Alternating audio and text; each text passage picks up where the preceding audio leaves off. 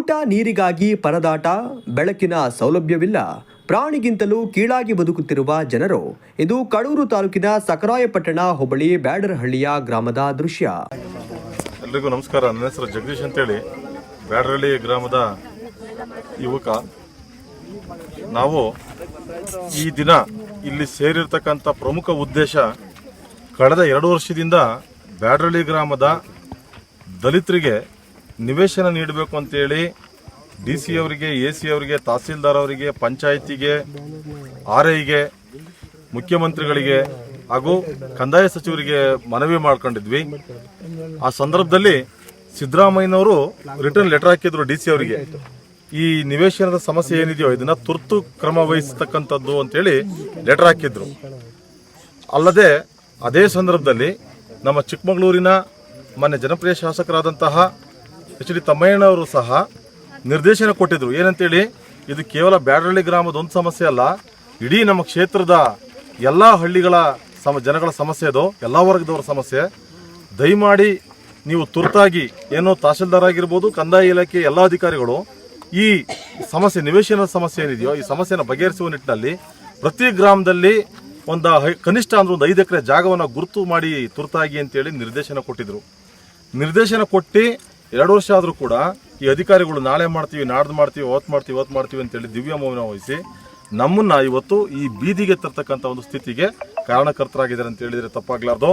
ನಾವು ಅರ್ಜಿ ಕೊಟ್ಟ ನಂತರದಲ್ಲಿ AC ಅವ್ರನ್ನ ಕಾಂಟ್ಯಾಕ್ಟ್ ಮಾಡಿದ್ದು, ಮತ್ತೆ AD ಸಾಹೇಬರಾದಂತಹ ಕನಕರೆಡ್ಡಿ ಸರ್ನ ಕಾಂಟ್ಯಾಕ್ಟ್ ಮಾಡೋದು, DC ಮೇಡಮ್ ಆಗ ಮೀನಾ ನಾಗರಾಜ್ ಅವರಿದ್ರು, ಅವ್ರಿಗೂ ಸಹ ಕಾಂಟ್ಯಾಕ್ಟ್ ಮಾಡೋದು.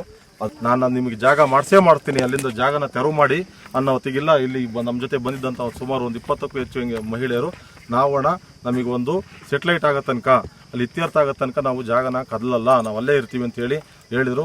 ಆಯ್ತು, ನಾವು 1 ದಿನ ಅಥವಾ 2 ದಿನದಲ್ಲಿ ಸರ್ವೇರ್ನ ಕಳಿಸಿ ನಾನು ಅಲ್ಲಿ ವ್ಯವಸ್ಥೆ ಮಾಡಿಕೊಡ್ತೀನಿ. ನಿಮಗೆ ಸರ್ಕಾರಿ ಜಾಗ ಅದು ಆಗಿದ್ರೆ ಆ ಜಾಗದಲ್ಲೇ ನೀವು ಇರಿ, ಸರ್ಕಾರಿ ಜಾಗ ಅಲ್ಲ ಅಂತಂದರೆ ನಿಮಗೆ ಬೇರೆ ಕಡೆ ಉಳಿಸ್ಕೊಡ್ತಕ್ಕಂಥ ವ್ಯವಸ್ಥೆ ಮಾಡ್ತೀನಿ ಅಂತ ಹೇಳಿದರೆ, ನಾವು ಶಾಸಕರನ್ನ ನಂಬಿದ್ದೀವಿ.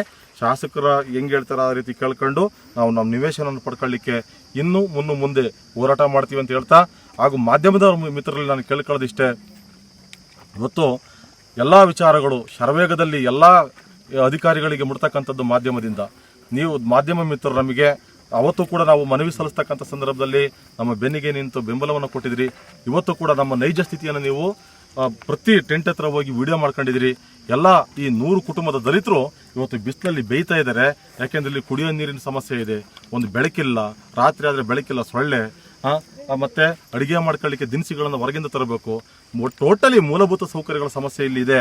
ಹಾಗಾಗಿ ಮೂಲಭೂತ ಸೌಕರ್ಯಗಳ ಸಮಸ್ಯೆ ಇರತಕ್ಕಂಥ ಜಾಗದಲ್ಲಿ ಹೆಚ್ಚು ದಿನ ನಾವು ಇಲ್ಲಿ ಉಳಿಲಿಕ್ಕೆ ಆಗೋದಿಲ್ಲ. ಅನಾರೋಗ್ಯದ ಸಮಸ್ಯೆ ಕಾಡ್ಬೋದು, ಆಗ ಆರೋಗ್ಯದ ಮೇಲೆ ವ್ಯತಿರಿಕ್ತ ಪರಿಣಾಮ ಬೀರ್ಬೋದು. ಮಾಧ್ಯಮದವರು ಈ ಸುದ್ದಿಯನ್ನು ಅಧಿಕಾರಿಗಳಿಗೆ ಮುಟ್ಟುವ ತನಕ ಪ್ರಚಾರ ಮಾಡಿ ಅಂತ ಹೇಳ್ತಾ, ಮತ್ತೊಮ್ಮೆ ನಮ್ಮ ದಲಿತರಿಗೆ ನ್ಯಾಯ ಕೊಡಿಸಿ ಅಂತೇಳಿ ನಿಮ್ಮಲ್ಲಿ ಕೈ ಮುಗಿದು ಬೆಳಕಳ್ತೀನಿ. ನಮಸ್ಕಾರ. 2 ವರ್ಷದಿಂದ ನಾವು ಸೈಟಿಗೋಸ್ಕರ ಅರ್ಜಿ ಹಾಕಿದ್ವಿ. ಅರ್ಜಿಗೆ ನಮಗೆ ಇಲ್ಲಿ ಯಾರೂ ಇದು ಕೊಟ್ಟಿರಲಿಲ್ಲ. ನಾವು ಅದಕ್ಕೋಸ್ಕರ ಮನೆಯಲ್ಲಿ ಇರೋಕ್ಕೆ ಜಾಗ ಇಲ್ಲ, ಅದಕ್ಕೋಸ್ಕರ ನಾವು ಇಲ್ಲಿ ಗುಡಿಸ್ತಾಕೊಂಡಿದ್ದೀವಿ. ನಿನ್ನೆ ತಹಸೀಲ್ದಾರ್ ಬಂದಿದ್ದರು, ಅವರು ನಮಗೆ ಏನೂ ಒಳ್ಳೆ ಒಪಿನಿಯನ್ ಕೊಡಲಿಲ್ಲ, ಸ್ವಲ್ಪ ಸ್ಟ್ರಾಂಗಾಗಿ ಮಾತಾಡಿದರು. ನಮಗೆ ಸ್ವಲ್ಪ ನ್ಯಾಯ ಸಿಗಬೇಕು. ನಿನ್ನೆ MLA ಹತ್ರ ಹೋಗೋದಕ್ಕೆ MLA ಅವರು ನಾನು ನಿಮಗೆ ದಾರಿ ಮಾಡಿಕೊಡ್ತೀನಿ ಅಂತ ಒಂದು ಒಳ್ಳೆ ಒಪಿನಿಯನ್ ಕೊಟ್ಟಿದ್ದಾರೆ. ಅದಕ್ಕೋಸ್ಕರ ನಾವು ಹೇಳೋದೇನಂತಂದರೆ, ನಮಗೆ ಒಳ್ಳೆಯದೊಂದು ದಾರಿ ತೋರಿಸಿ ಎಲ್ಲ ಸೇರ್ಕೊಂಡಂತ ನಾವು ಕೇಳೋಕ್ಕೆ ಇಷ್ಟಪಡ್ತೀವಿ. ನಮಗೆ ನಮಗೆ ಜಾಗ ಬೇಕಂತ ಕೇಳ್ತೀವಿ. ನಾವು ಉಳುಮೆ ಮಾಡೋಕ್ಕೆ ಹೇಳ್ತಿಲ್ಲ, ನಾವು ವಾಸ ಮಾಡೋಕ್ಕೋಸ್ಕರ ಕೇಳ್ತೀರ ಸರ್. ನಾವು ಎಲ್ಲರೂ ಕೇಳ್ಕೊತಿರೋದು. ನಿನ್ನೆ MLA ಅವ್ರು ಹೇಳಿದ್ದಾರೆ, ನಾವು ಒಂದು 85, 90, 100 ಹತ್ರ ಇದೆ ಸರ್. ನಾವು ಇವಾಗ ಇದು ಸರ್ಕಾರಿ ಜಾಗ ಅಂತ ನಾವು ಟೆಂಟ್ ಹಾಕೊಂಡಿದ್ದೀವಿ ಸರ್. ಅದು ಸರ್ಕಾರಿ ಜಾಗ ಅಲ್ಲ ಅಂತ ನಿನ್ನೆ ಬಂದು ತಹಸೀಲ್ದಾರ್ ಹೇಳಿದ್ದಾರೆ. ಅದು ಸರ್ಕಾರಿ ಜಾಗ ಅಲ್ಲದೆ ಇದ್ದರೆ ನಾವು ಅದನ್ನು ಬಿಡ್ತೀವಿ. ನಮಗೆ ಸರ್ಕಾರಿ ಜಾಗ ಎಲ್ಲಿದೆ ಅನ್ನೋದು ಅದು ತೋರಿಸ್ಕೊಡ್ಲಿ ಅವರು, ನಮಗೆ ಅಲ್ಲೊಂದು ನಿವೇಶನ ಕೊಡಲಿ ಸರ್. ಅಲ್ಲಿವರೆಗೂ ಮಾತ್ರ ನಾವು ಈ ಜಾಗ ಬಿಟ್ಟು ಕದಲಲ್ಲ. ನಾವೇನಾದರೂ ಹೋರಾಡ್ತೀವಿ, ನಮಗೆ ಜಾಗ ಸಿಗೋವರೆಗೂ ಹೋರಾಡ್ತಾನೆ ಇರ್ತೀವಿ. ಏನೇ ಬಂದರೂ ನಾವು ಇಲ್ಲೇ ಇರ್ತೀವಿ. 4-5 ದಿನ ಆಯಿತು ನಾವು ಇಲ್ಲಿ ಇರೋಕೆ ಹಿಡಿದು. ನಮಗೆ ನ್ಯಾಯ ಸಿಗೋವರೆಗೂ ನಾವು ಇಲ್ಲೇ ಇರ್ತೀವಿ ಸರ್. ದಿಂದ ಸಣ್ಣ ಮಕ್ಕಳನ್ನೆಲ್ಲ ಕರ್ಕೊಂಡು ನಾವು ಇಲ್ಲೇ ಜೀವನ ಮಾಡ್ತಿದ್ವಿ. ನಮಗೆ ಊಟ ಇಲ್ಲ, ನೀರಿಲ್ಲ, ಮಕ್ಕಳೆಲ್ಲ ಬಿಸಿಲಾಗ ಒಣಗ್ತಾ ಇದಾವೆ. ನಮ್ಗೆ ಅಧಿಕಾರಿಗಳು ಈ ಜಾಗ ಕೊಡಿಸ್ಬೇಕಂತ ನಾವು ಕೇಳ್ಕೊಡ್ತಿದ್ದೀವಿ. ನೆನ್ನೆ ತಹಸೀಲ್ದಾರ್ ಬಂದ್ರು, ಅವ್ರು ಏನು ನಮ್ಮ ವಿರುದ್ಧನೇ ಮಾತಾಡ್ಬೋದ್ರು. ತಹಸೀಲ್ದಾರ್ ಸೈಲೆಂಟ್ ಆಗಿ ಇದ್ದು ನಮಗೆ ಮೋಸ ಮಾಡ್ತಿದ್ದಾರೆ. ನಮಗೆ ನ್ಯಾಯ ಕೊಡಿಸ್ಬೇಕು. ನಮಗೆ ಈ ಜಾಗ ಸಿಗೋ ತನಕ ನಾವು ಈ ಜಾಗ ಬಿಟ್ಟು ಕದಲಲ್ಲ. ಮಕ್ಕಳು ಮರಿ ಎಲ್ಲ ಬಿಸಿಲಾಗ ಒಣಗಿದ್ರು ಪರವಾಗಿಲ್ಲ, ನಾವು ಕಳೆದ 2 ವರ್ಷಗಳ ಹಿಂದೆ ಮುಖ್ಯಮಂತ್ರಿಗಳಾದ ಸಿದ್ದರಾಮಯ್ಯನವರಿಗೆ ಶಾಸಕ ಎಚ್.ಡಿ. ತಮ್ಮಯ್ಯ ಹಾಗೂ ಸಂಬಂಧಪಟ್ಟ ಇಲಾಖೆಯವರಿಗೆ ಮನವಿ ಸಲ್ಲಿಸಲಾಗಿತ್ತು. ಮುಖ್ಯಮಂತ್ರಿಗಳು ಮತ್ತು ಶಾಸಕ ಎಚ್.ಡಿ. ತಮ್ಮಯ್ಯ ಅವರು ಸಂಬಂಧಪಟ್ಟ ಇಲಾಖೆಗೆ ನಿರ್ದೇಶನ ನೀಡಿದರು. ತಹಶೀಲ್ದಾರ್ ಅವರು ಯಾವುದೇ ಕ್ರಮ ಕೈಗೊಳ್ಳದೆ ನಾಳೆ ನಾಡಿದ್ದು ಎಂದು 2 ವರ್ಷಗಳು ಸತಾಯಿಸಿ ಸ್ಪಂದಿಸದಿದ್ದಾಗ ಹಿಂದೆ ಇದ್ದ ಆರ್ಐಯವರು ಬಂದು ಜಾಗವನ್ನ ಮೌಖಿಕವಾಗಿ ತೋರಿಸಿದ್ದು 100 ದಲಿತ ಕುಟುಂಬಗಳು ಜಾಗಕ್ಕೆ ಬಂದು ಟೆಂಟ್ ನಿರ್ಮಿಸಿಕೊಂಡು ವಾಸ್ತವ್ಯ ಹೂಡಿದ್ದೇವೆ. ಸ್ಥಳಕ್ಕೆ ಆಗಮಿಸಿದ ಕಡೂರು ತಾಲೂಕಿನ ತಹಶೀಲ್ದಾರ್ ಅವರು ನಮ್ಮ ಸಮಸ್ಯೆಗೆ ಸ್ಪಂದಿಸದೆ ಹಿಂದಿರುಗಿದ್ದಾರೆ. ನಾವು ಊಟ, ನೀರು, ಬೆಳಕಿನ ಸೌಲಭ್ಯವಿಲ್ಲದೆ ಪ್ರಾಣಿಗಳಿಗಿಂತಲೂ ಕೀಳಾಗಿ ಬದುಕುತ್ತಿದ್ದು ತುರ್ತಾಗಿ ನಿವೇಶನದ ಸೌಲಭ್ಯ ಕಲ್ಪಿಸುವಂತೆ ಒತ್ತಾಯಿಸಿದ್ದಾರೆ. ಹೇಳ್ತೀನಿ ಒಂದು ಮಾತು, ನಾವು ಎಲ್ಲಿಂದ ಎಲ್ಲಿ ತನಕ ಹೋದ್ರೆ ಎಸ್ಸಿ ಜನ ಹಿಂಗೆ ಇರಬೇಕು, ಗುಡ್ಲಾಗಿರ್ಬೇಕು, ಬಡವರಾಗಬೇಕು. ಯಾವ ಜಿಲ್ಲೆಯಲ್ಲಿ ಹೋದ್ರು ಎಸ್ಸಿ ಜನ ಗುಡ್ಲಾಗೆ ಇರಬೇಕು. ಅವ್ರಿಗೆ ಸೈಟ್ ಇಲ್ಲ, ಮನೆ ಇಲ್ಲ, ಸಣ್ಣ ಸಣ್ಣ ಜಾಗದಾಗ ಇರ್ತಿದ್ವಿ ಎಲ್ಲರೂ. ನಮಗೆ ಕುತ್ಕೊಳ್ಳೋದು ಬಂಗ, ನಿಂತ್ಕೊಳ್ಳೋದು ಬಂಗ, ಯಾರು ನೆಂಟರು ಬಂದ್ರೆ 4 ಜನ ಕೂರೋದು ಬಂಗ. ನಮಗಿಲ್ಲಿ ಅಷ್ಟು ಪ್ರಾಬ್ಲಮ್ ಆಗಿರೋದಕ್ಕೋಸ್ಕರನೇ ಪಾಪ ಅವರು ಓಡಾಡಿ ಎಲ್ಲ ಒಳ್ಳೆ ಸರ್ಕಾರದಿಂದ ನಮಗೆ ಸೈಟ್ ಬೇಕೇ ಬೇಕು ಅಂತ ನಿಂತಿದ್ದಾವೆ. ಅದು ನಮಗೆ ಬೇಕೇ ಬೇಕು. ನಾನು MLA ಹೇಳೋದು ಇಷ್ಟೇ, ನಮ್ಮ ಎಸ್ಸಿ ಜನ ಮುಂದರಿಬಾರ್ದ್ವಾ, ಏನು ಆಗ್ಬಾರ್ದು, ಇದ್ದಂಗೆ ಇರ್ಬೇಕಾ ನಿಮಗೆ?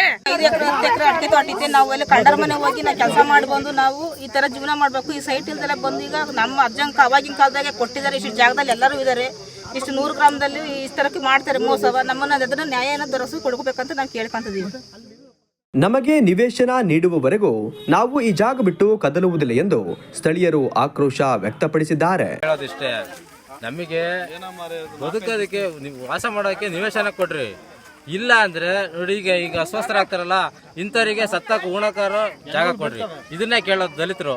ನಮಗೆ ದಲಿತರಿಗೆ ಯಾವುದೇ ರೀತಿ ಬರೀ ಅನ್ಯಾಯನೇ ಹೊರತು ಯಾವುದೇ ಕಾರಣಕ್ಕೂ ನಮಗೆ ನ್ಯಾಯ ಸಿಕ್ಕಿಲ್ಲ, ಇಲ್ಲಿವರೆಗೂ ಸಿಕ್ಕಿಲ್ಲ.